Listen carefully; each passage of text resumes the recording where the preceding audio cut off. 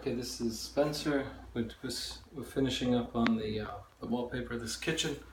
And so the customer decided that he wants this color around this pillar. So I taped the first one to show you how it goes on. But I want to show you how, if you had a wallpaper over a surface that wasn't flat paint or a primed surface that's porous, flat paint will make something porous and therefore you can wallpaper over it. Or border adhesive, common border adhesive. Roman is very popular. They make all sorts of wallpaper glue. Depending on the wallpaper that you have, you got to check your specifications on the paper that comes out of the roll of wallpaper. Some wallpaper calls for clay-based glue. If you don't use it and you have a problem with the wallpaper, you will void the warranty and lose thousands of dollars depending on how much wallpaper you put up. So you got to pay attention to the specs. If you don't know, call the manufacturer and they will tell you. So anyway, I'm prepping this surface for this wallpaper now. And we're going to go right over it. The guy borrowed my tape measure, right? He never gave it back. I hate lending my tools out for that reason. Okay, so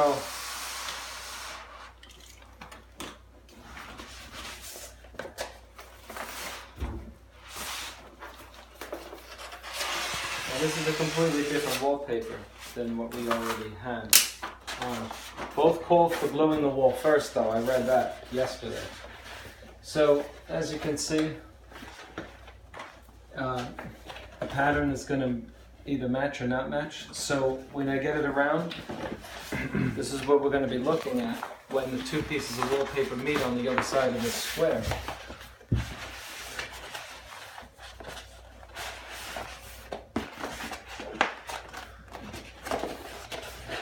Something like that. They're not going to match up. So when you don't have a match, you have to hide it as the wallpaper hanger.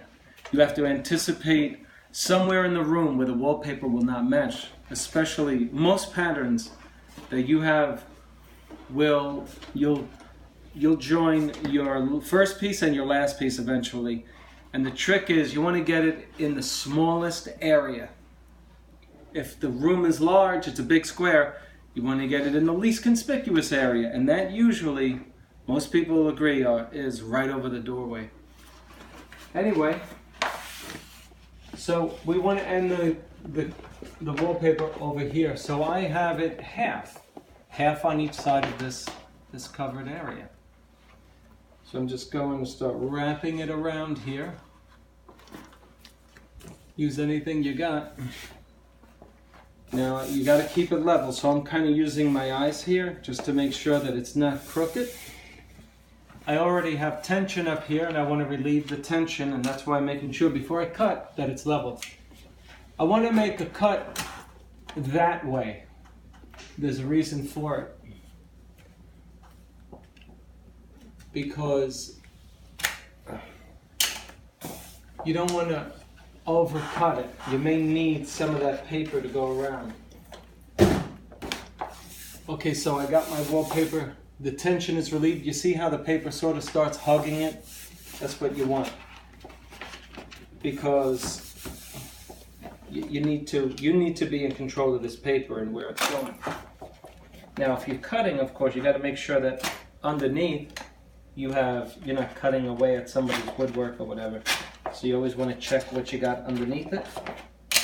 Ideally, you want to cut at the air. You have nothing, you won't be scratching anything. So now, and you know what? I don't like it. I don't like it. It's a little stiff for me. You want to get this backing wet. But the specs call for just gluing the wall. So, but I don't like it. It's a little too stiff. It's starting to get soft. It's starting to go where I want it to go. And so that's why I'm loading it up. On your corners, you want to have a lot of glue. You want to have a lot of glue. You can always push the glue to the bottom or the top of the paper.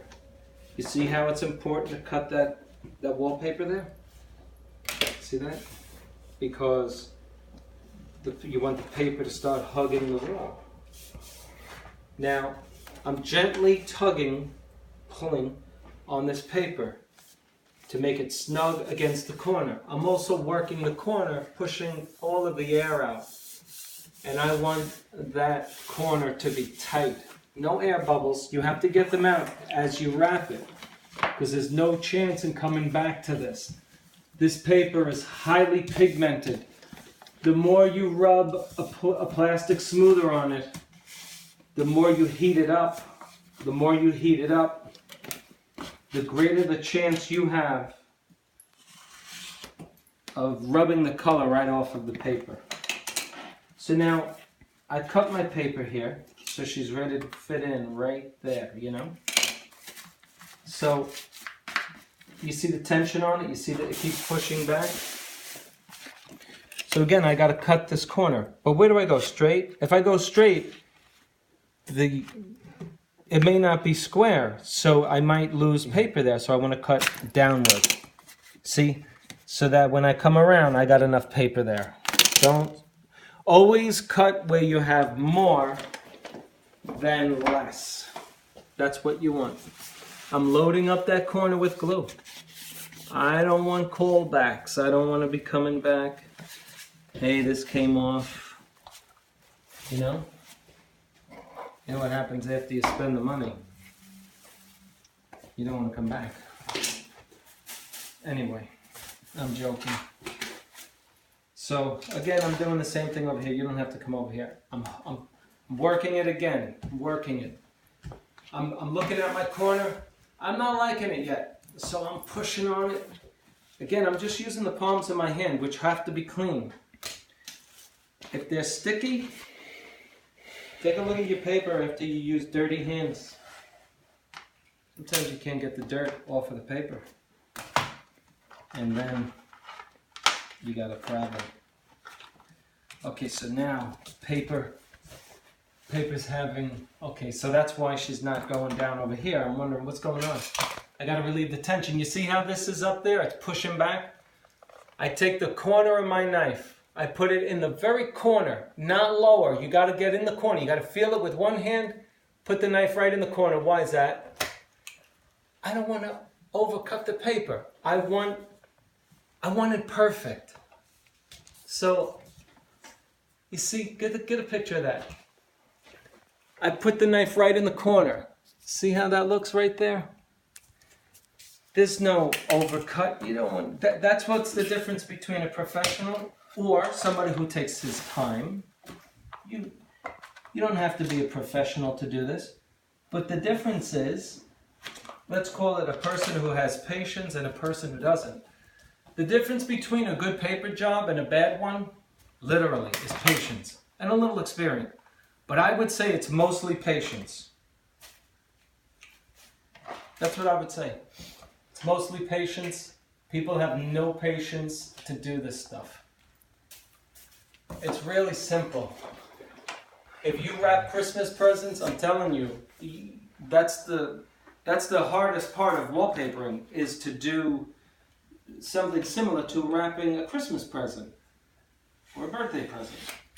And if you can do that, you can do wallpaper very nicely, because that's like one of the hardest tasks in hanging paper, is to go around something that resembles a gift. Because now you see, I'm gonna cut this. I'm gonna go upward with the knife, because I don't want. You know what I don't want. I won't even say it.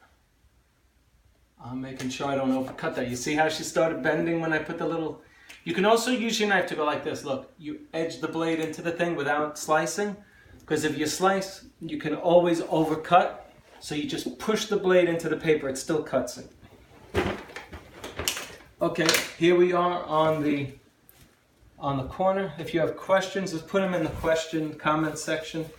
If I have time, I will answer them. But this should pretty much explain how you do this around anything, even a round pillar. And that's going to be one of my next videos, how you cut around something round. So you say, well, it doesn't match up. Well, I told you already. that we knew that, but it kind of does look really nice, right? I mean, to wallpaper around something. In order to have it match up, you would literally need custom wallpaper that's made to fit your particular thing, which doesn't exist. Or what you get is wallpaper without a pattern. You get wallpaper without a pattern, and then you won't have this issue. You know, something solid, a solid color. There's tons of that, especially in commercial grade wallpaper. You know, when you go to a hotel and you see that nice thick wallpaper outside of the elevator, that's commercial grade wallpaper. It's very thick, it's very hard to scratch it, very hard to cut it, very hard to damage it. And that's why they have them in high traffic areas where kids are running around in hotels or, you know, an airport bathroom, something like that. But anyway, they're good because they're easy to hang for wallpaper people for one reason, and that is there's no pattern match. And there's very little waste. Okay, so we're pretty much done. Always use a sharp blade. If you don't, you'll get ugly cuts and it'll look like you rushed the job. So what do you think? Now, are we done? If you heard that, somebody just sounded like they got shot. Somebody sneezed, I think. So are we done? Well, for some wallpaper hangers, they would be done. And some of you out there already know what I have left to do. And that is to double cut the overlap. Now, some guys don't cut it. And here's the risk of cutting it. When you cut it, first of all, I have very little room to work in. All right? So I got to put a nice straight cut right down the middle of this where it overlaps. And the benefit of that is you can't see it from here, but you can see the hump in the overlap, number one. You can also see the seam. So in order to get the two seams to come together, where you're not seeing them, you have to cut this. Now, there's a trick involved with that too.